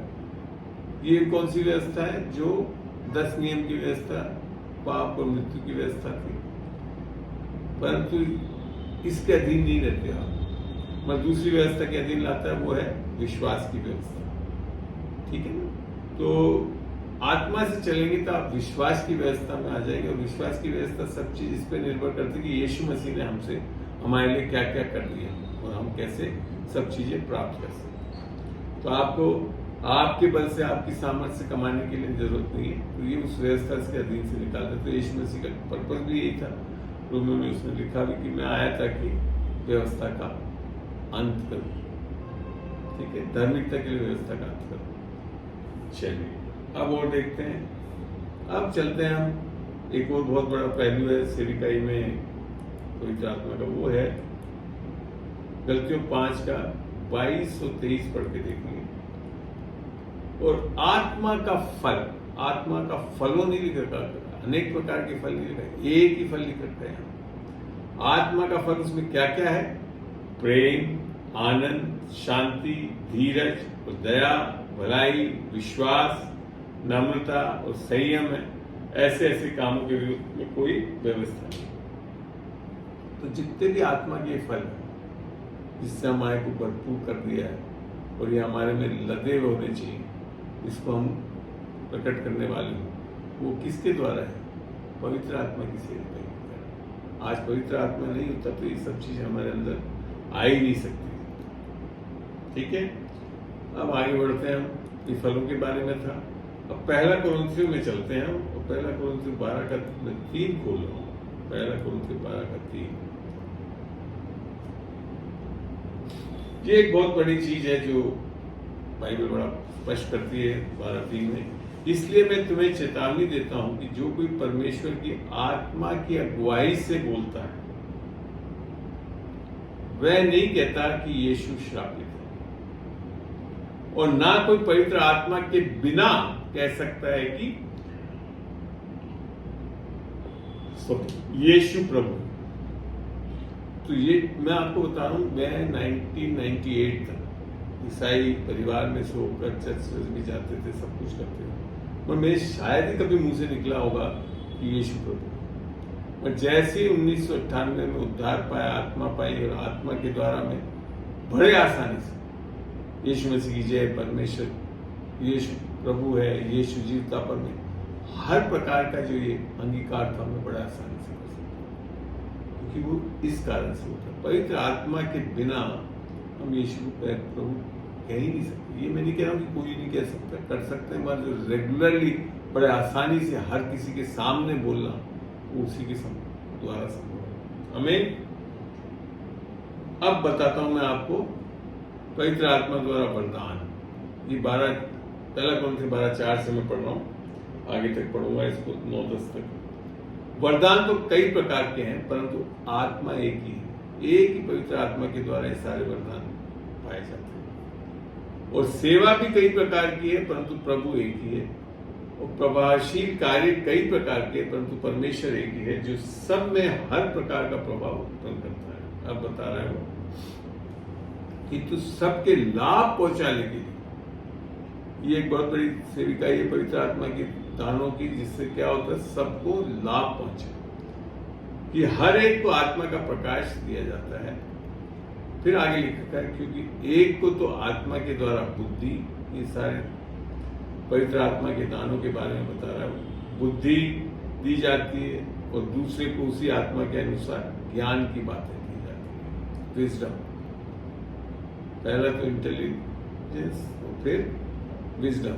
और किसी को उसी आत्मा से विश्वास, और किसी को उसी एक आत्मा से चंगा करने का वरदान दिया जाता है। फिर किसी को सामर्थ्य के काम करने की शक्ति, और किसी को भविष्यवाणी की, और किसी को आत्माओं की परख, और किसी को अनेक प्रकार की भाषा, और किसी को भाषाओं का अर्थ बताना। तो मैं यहाँ बताना चाहूँगा, जब तक पवित्र आत्मा की जो परख का दान नहीं है, तो आप आत्मिक जगत में, विशेषकर डिलीवरेंस में आप काम ही नहीं कर पाओगे। जब तक पवित्र आत्मा में से आपको ये परखने का, आत्मा को परखने का दान नहीं मिला हुआ, तो आपको समझ में नहीं आया। मैं आपको एक इंसिडेंस बताता हूँ। मैं पूना में मिनिस्ट्री कर रहा था, और थे लोग वो ऐसी जो हाउस मेड्स और ये लोग होते हैं, ऐसा एक चर्च था जिसके पास्टरदान थे, और मैं वहाँ गया हुआ था। तो मैंने प्रीच करा, उसके बाद एक लेडी आई और वो थोड़ा सा अजीब सा करने लगी। तो मैंने पास्टर को बोला, और वो कुछ नहीं यीशु यीशु बोल रही थी, ऐसा नहीं वो कुछ बोल रही थी यीशु। मैंने कहा चुप हो जा, कुछ नहीं, बैठ रहे यीशु। तो उस पास्टर को बड़ा अजीब सा लगा कि मैंने कहा इनको मैं बाद में मिनिस्टर करूँगा, बाकी लोगों के लिए प्रार्थना कर देता हूँ। कर कुराकर सबको जब मैंने प्रार्थना कर दी, फिर मैं उस लेडी के पास आया। अब मैंने जैसे उसको यूं हाथों में हाथ लेकर दुआ करने, बी क्वाइट, चुप, शांत हो, निकल बाहर। फिर उसके बाद वो बिल्कुल नॉर्मल हो गई, पल्लू डाल लिया, सब ढक लिया अपने बदन को, बैठ गई। अब यीशु यीशु, बहुत फर्क है। पहले जो वो कर रही थी वो एक तरह से किसी और प्रभाव से कर रही थी। देखो शैतान को यीशु बोलने में कोई बड़ी बात नहीं, बोलता है यीशु बोला तू बेटा परमेश्वर का पुत्र मेरे सामने आ गया, बोला बहुत चीजें हैं, मगर हर कोई खाली इस तरह से यीशु बोलते तो नहीं, समझना है किस भाव से बोल रहा है। तो ये जब वो परखने की आत्मा होगी, जब भी आप समझ पाओ। तब उस दिन उस पास्टर को बड़ा अजीब लगा। मैंने कहा ये इसके लिए इन दानों के कारण ही हमको ये डिलीवरेंस मिनिस्ट्री करने में सक्षम होते हैं। तो इसलिए मैं आपको उदाहरण के साथ ये बता रहा हूँ, तो ये होता है। तो ये सारे 9 जो विशेष दान है, ये सारे किसके द्वारा मिल रहा है? पवित्र आत्मा की सेविकाई के द्वारा हम प्राप्त कर सकते हैं। आमीन। चलते हैं और आगे। और ये सारे जो दान है, परंतु ये सब प्रभावशाली कार्य वही एक आत्मा करवाता है, और जिसे जो चाहता है वह बांट देता है। इसके बारे में मैं आज गहराई में नहीं जा रहा हूँ। ऐसा नहीं है हम सारे 9 वरदानों को लेकर चल सकते हैं। मैंने तो इन सारे 9 वरदानों को अपने जीवन में इस्तेमाल करते हुए बता पाया। तो मैं ये नहीं कहूँगा कि कुछ ही देता है, सभी दे सकता है, सभी ले सकता है। इसके ऊपर मैं अलग से मैं शिक्षा भी देता हूँ, कभी बताऊंगा जरूर। अब यीशु मसीह को देखते हैं, यीशु मसीह किस तरह से सेविकाई कर पाया। हम ये पुराने नियम में यशायाह में भी लिख रखा है, और नए नियम में आकर उसी चीज को लूका 4:18 में बताया है। लूका 4:18 देखते हैं। यहाँ लिखा है, प्रभु का आत्मा मुझ पर है, अर्थात पवित्र आत्मा मुझ पर है, इसलिए कि उसने कंगालों को सुसमाचार सुनाने के लिए मेरा अभिषेक किया। पवित्र आत्मा की सेविकाई अभिषेक के बिना हम सुसमाचार भी नहीं बता सकते। यीशु मसीह को भी जरूरत पड़ी थी। और मुझे इसीलिए भेजा है कि बंदियों को छुटकारा, डिलीवरेंस मिनिस्ट्री किसके द्वारा होता है? पवित्र आत्मा के द्वारा होता है। और अंधों को दृष्टि, हीलिंग किसके द्वारा होता है? वो जो अभी हमने वरदान पढ़ा है, वो क्या है? वो यीशु मसीह के पास ये सारे वरदान थे। अंधों को दृष्टि पाने का सुसमाचार प्रचार करूं और कुचले मुंह को छुड़ाऊं। तो यीशु मसीह को जब स्वयं ये पवित्र आत्मा की सेविकाई की इतनी आवश्यकता रही इस संसार में काम करने की, तो हम और आपको कितनी जरूरत है। अब चलते हैं मत्ती में। अच्छा लग रहा होगा आपको, इतनी डिटेल में जैसे आपको मिल रहे हैं आयतें। इनको आप नोट जरूर करिए। जब भी जाकर आप इन चीजों को और अध्ययन करेंगे, इस चैप्टर्स को और पढ़ेंगे, तब जाकर आपको एक संपूर्ण प्रकाशन मिलेगा। मत्ती 12:28 में लिखा है, पर यदि मैं परमेश्वर के आत्मा की सहायता से दुष्ट आत्मा को निकालता हूं, तो समझ में ही रहे हैं कि बिना पवित्र आत्मा की सेविकाई मिनिस्ट्री से दुष्ट आत्माएं नहीं निकाल सकते। यीशु नहीं निकाल पाता, तो परमेश्वर का राज्य तुम्हारे पास आ पहुंचे। परमेश्वर का कई बार आप जानते हैं, शैतान ने सुसमाचार पर पर्दा डाल दिया, तो क्या करना पड़ेगा आपको? पहले दुष्ट आत्माओं को हटाना पड़ेगा, तब लोगों के जीवनों में परमेश्वर का राज्य आएगा। हमें पवित्र आत्मा की सेविकाई इस जगहों में बहुत बहुत ही जरूरत है।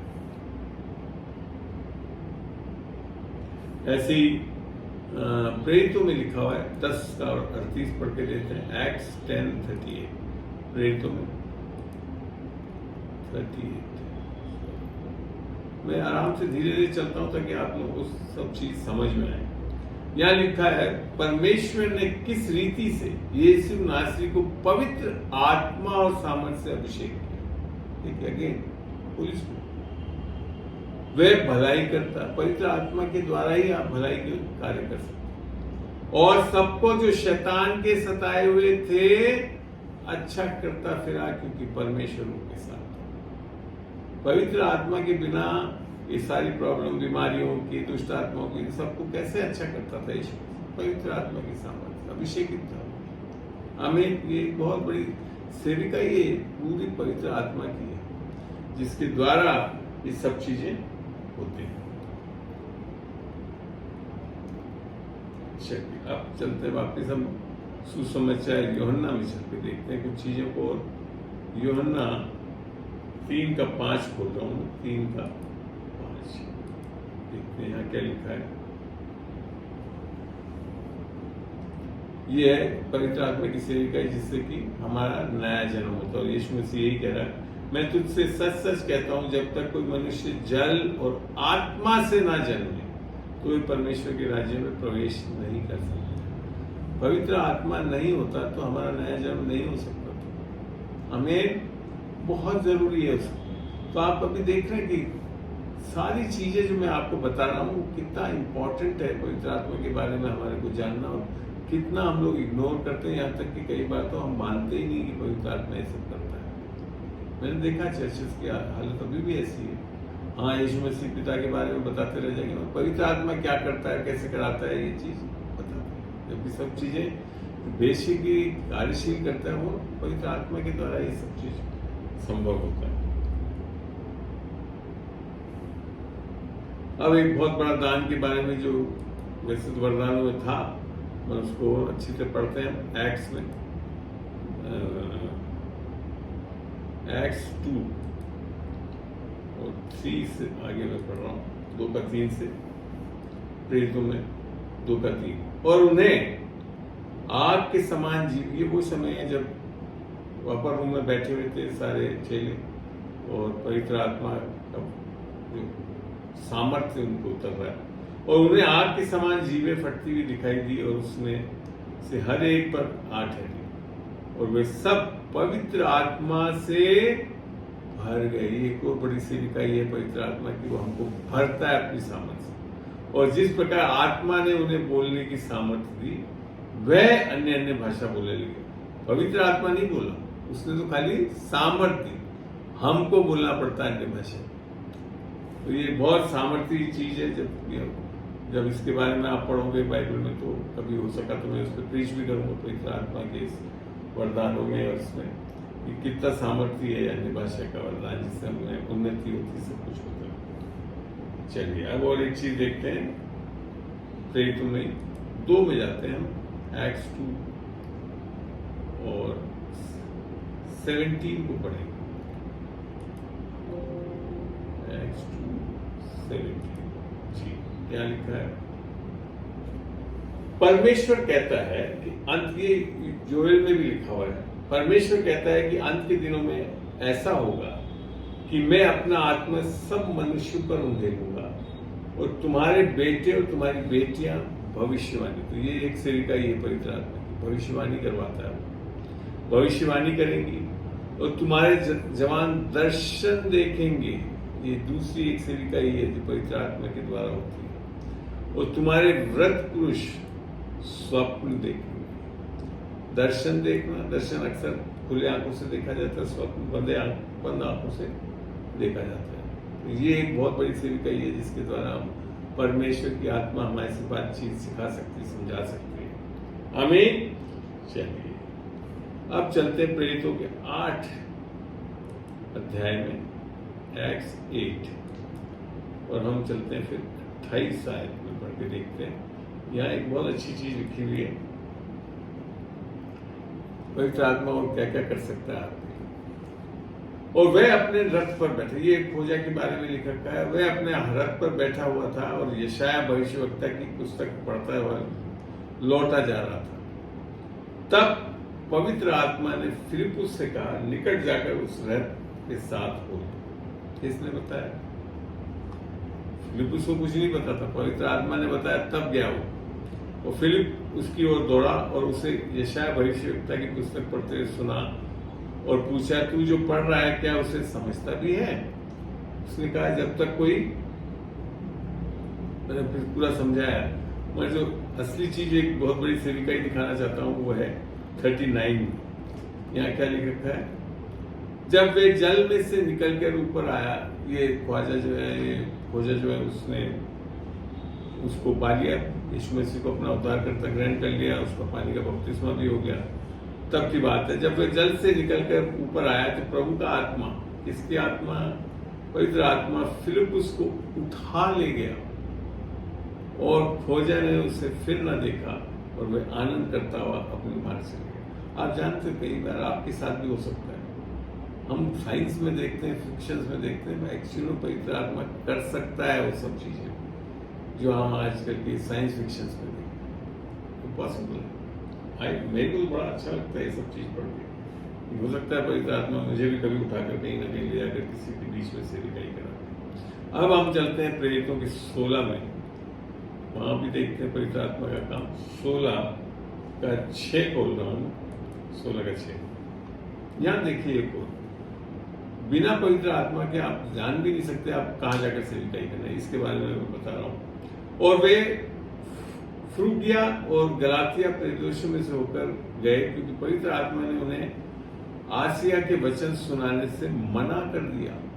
बाइबल में लिख रखा था सारे जगत के छोर में जाकर सुसमाचार का प्रचार करो, मगर यहाँ आप देखिए पवित्र आत्मा मना कर रही है क्योंकि पवित्र आत्मा ही सही रूप से सेविकाई जानती है कि कहाँ किसको प्रचार करने के लिए भेजना है और कहाँ वचन ग्रहण किया है। कई बार आप बिना बात में, बिना सुने हुए जब चलेंगे तो आप परेशानी में भी फंस सकते हैं। तो इसके लिए पवित्र आत्मा की सेविकाई को समझना बहुत जरूरी है। वो इवन कई बार आपको रोक सकता है। क्यों? क्योंकि वो ही जानता है कि कहाँ लोग तैयार हैं सुसमाचार के। फिर यहाँ लिखा 7 में, और उन्होंने मूसिया के निकट पहुंचकर बितूनिया में जाना चाहा। फिर देखिए, परंतु यीशु ने आत्मा ने उन्हें जाने नहीं दिया। पवित्र आत्मा ने नहीं जाने दिया। अतः वे मूसिया से होकर त्रोस में आए। और फिर लिखेगा 9 में, वहां पौलुस ने रात को एक दर्शन देखा। पवित्र आत्मा को अंधेरा जाएगा दर्शन देखेंगे। ऐसी वही चीज यहाँ पे हो रही है कि पौलुस ने दर्शन देखा कि एक मकीदुनी पुरुष खड़ा हुआ, उससे विनती करके कहता है, पार उतरकर मकीदुनिया में आ और हमारी सहायता कर, अर्थात हमारे को सिखा। और 16-10 में यही हुआ कि सारे के सारे पौलुस के साथ फिर चल दिए, ये समझकर कि परमेश्वर ने उन्हें सुसमाचार सुनने के लिए बुलाया। तो कहाँ जाकर सुसमाचार सुनना बुलाना है, इसके लिए भी आपको पवित्र आत्मा की बहुत आवश्यकता है। उसकी अगुवाई लिए बिना नहीं जाना चाहिए। हमें तो हमेशा पूछना चाहिए कि प्रभु पिता मैं कहाँ जाऊं। पवित्र आत्मा हमारे को सिखा कि हम कहाँ जाए कार्य करने के लिए, ताकि हमारा फल अच्छा आए। हर जगह जाने की जरूरत नहीं है जब तक कि पवित्र आत्मा आपको अगुवाई दे।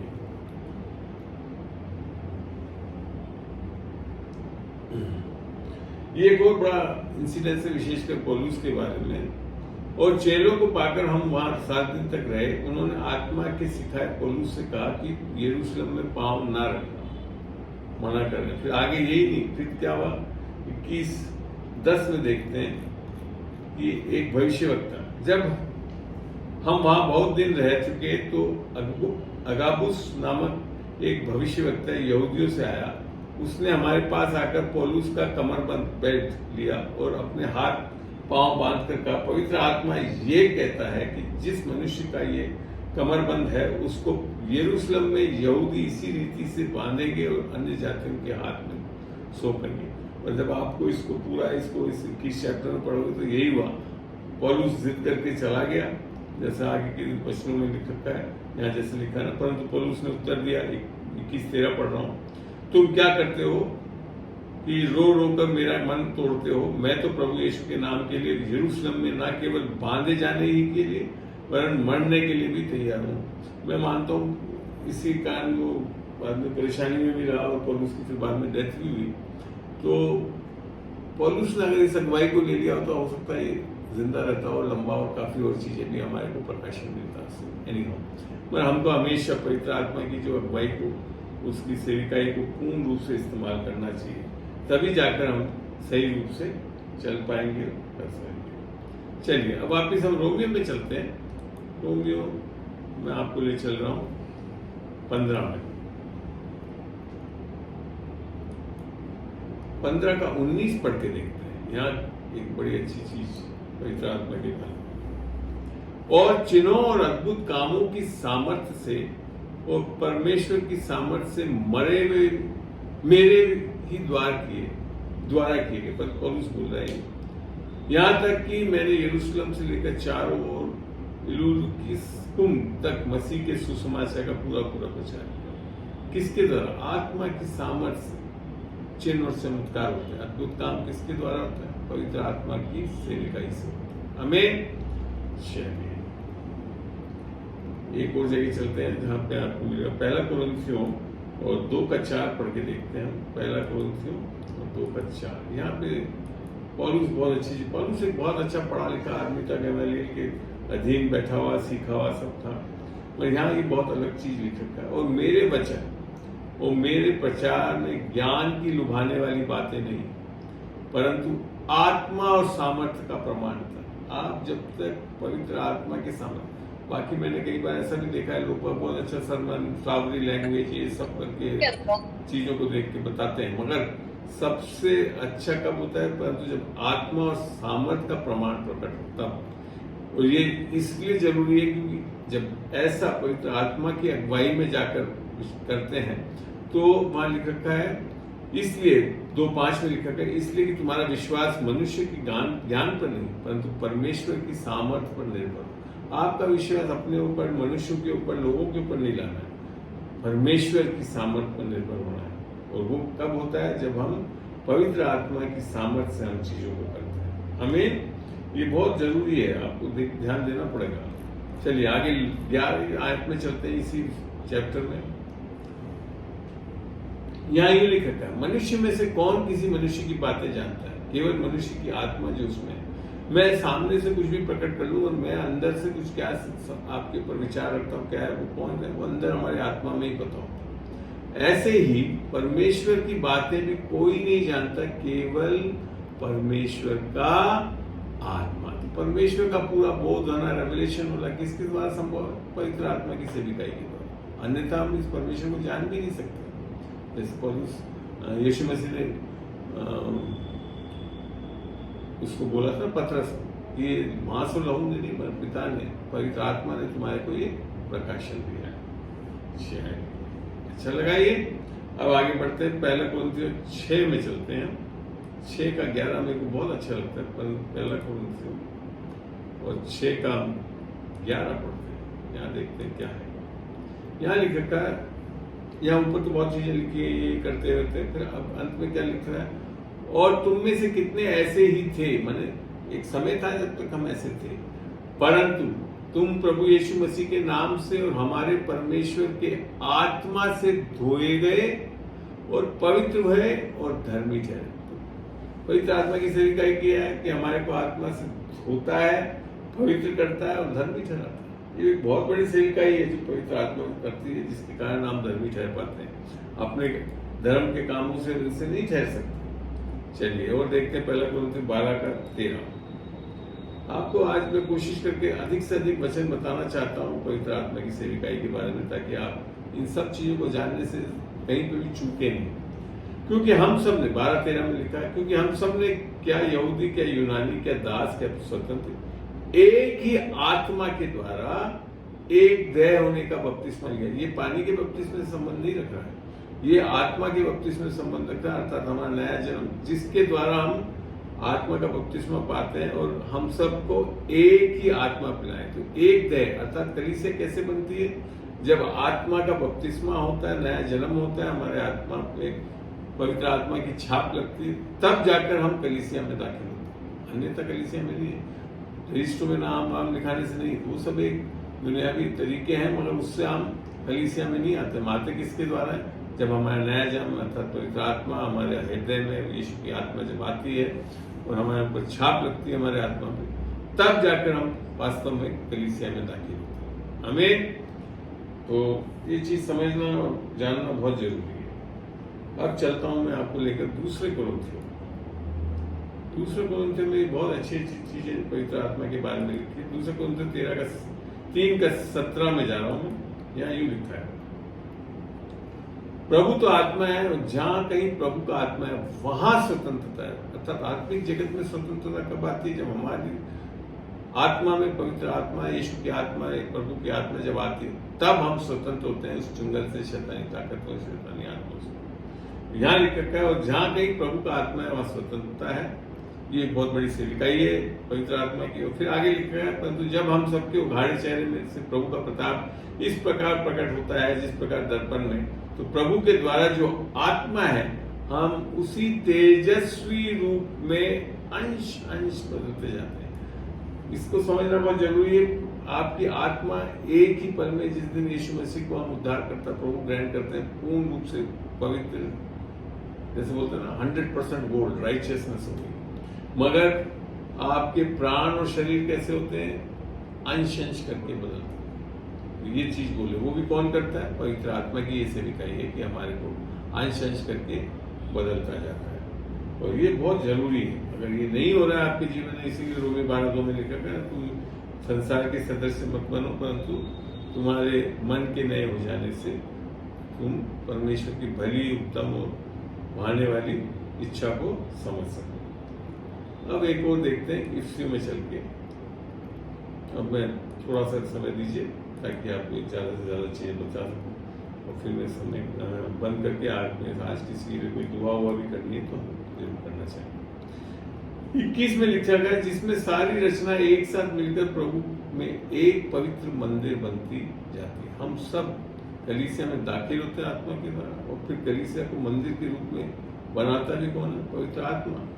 और फिर आगे लिखा है, जिसमें तुम भी आत्मा के द्वारा परमेश्वर का निवास स्थान होने के लिए एक साथ बनाए जाते हैं। परमेश्वर हमारे अंदर निवास क्यों करता है? जब पवित्र आत्मा आता है, धोता है, साफ करता है, पवित्र करता है, तब जाकर हमारे अंदर वो वास कर पाता है। हमें चलिए इफ्सियों 6 में देखते हैं एक चीज और ये बड़ा अच्छा लगता है। ये आप, मैं चाहूंगा विशेषकर आप इस आयतों के आधार पे मेरे लिए भी प्रार्थना करिए। और उद्धार का टोप और आत्मा की तलवार जो परमेश्वर का वचन ले लो।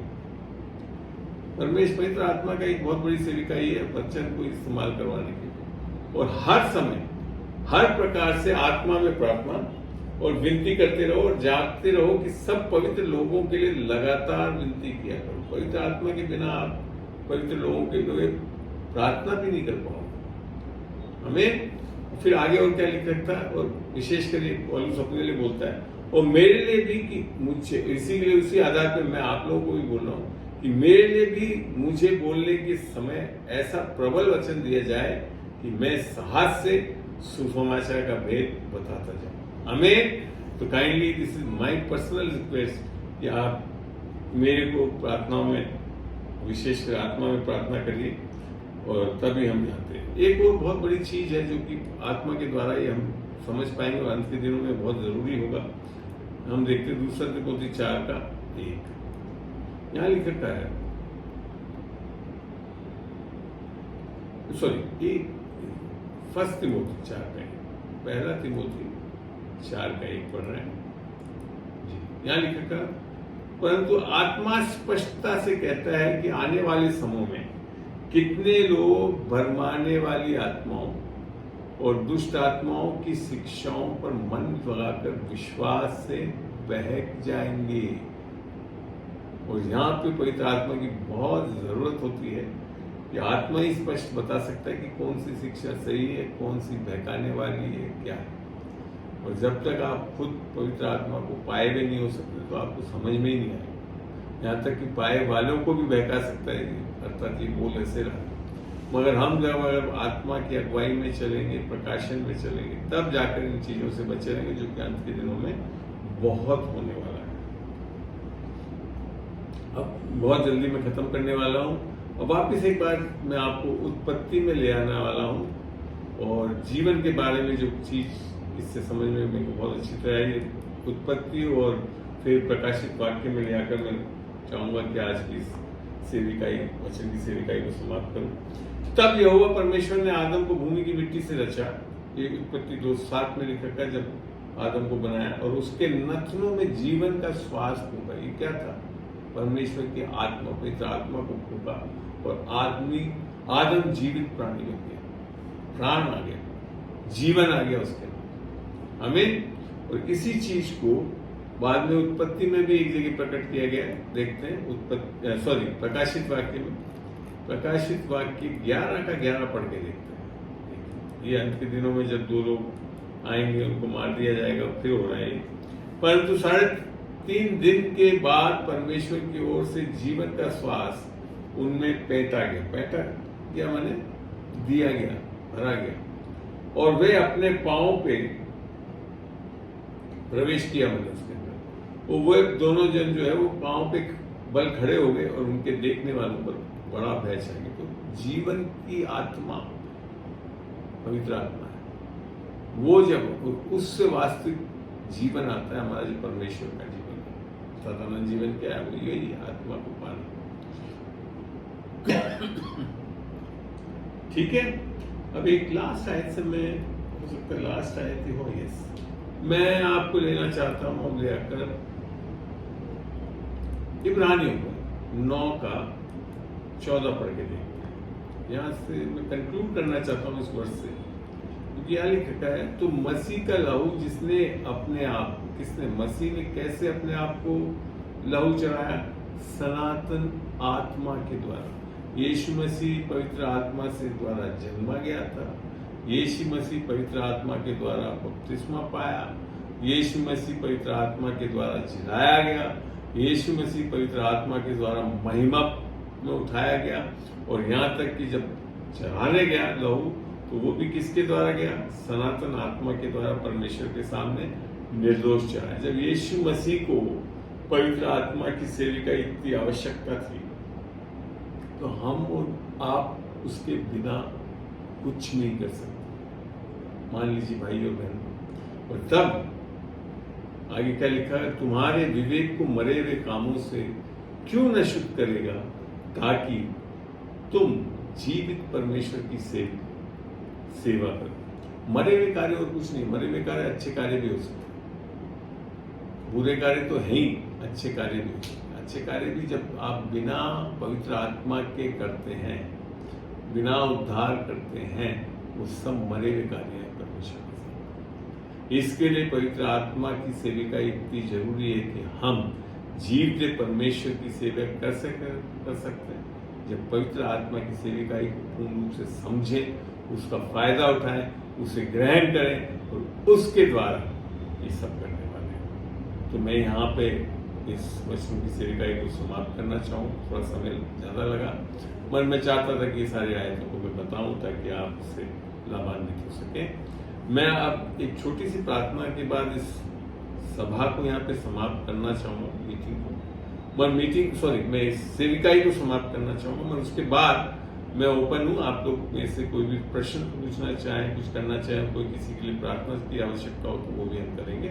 मैं छोटी सी प्रार्थना करके यहाँ समाप्त करूँगा, ताकि जो ये चीज़ मैं फिर YouTube पे डालता हूँ, यहाँ तक का मैं रिकॉर्ड करके डालता हूँ, आपको आगे भी इस्तेमाल कर सकते हो। प्रभु तेरा धन्यवाद देता हूँ आज इस सामर्थी विषय खुदावन पवित्र आत्मा की सेविकाई, आज तो इस तरह से तूने प्रकट करा, वचनों से प्रकाशन दिया, और बिना इस आत्मा के हम नहीं कर सकते। हमारे बल से नहीं, पर इस परमेश्वर की आत्मा के द्वारा संभव है। और जब यीशु मसीह को इस पवित्र आत्मा की सेविकाई के कारण सब कुछ कर सका, तो खुदावन हमको कितनी आवश्यकता है कि हमको ये लेना चाहिए, समझना चाहिए, पाना चाहिए। और जिसने यीशु मसीह को अभी तक उद्धारकर्ता ग्रहण नहीं किया, खुदावन मैं चाहता हूँ कि वो इस तरह से अंगीकार करके कि यीशु ही प्रभु है, और वो हमारे पाप के लिए मारा गया, गाड़ा गया, और तीसरे दिन जी उठा, निस्संदेह उद्धार पाएंगे और वो आत्मा को पा सकेंगे। इस चीज को वो ले सकते हैं, और अन्य भाषाओं का वरदान उसको भी समझे और ले पाए खुदावन। और यीशु मसीह जिस तरह से पवित्र आत्मा के द्वारा सेविकाई करता है, हम और आप भी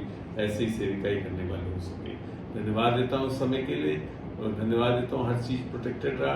आगे भी जब YouTube पे मैं डालता हूँ खुदावन, इसको प्रोटेक्टेड रखना लोगों पे, और बहुत लोगों की शिक्षा काम आए। यीशु के नाम से मांगता हूँ, आमीन आमीन आमीन आमीन।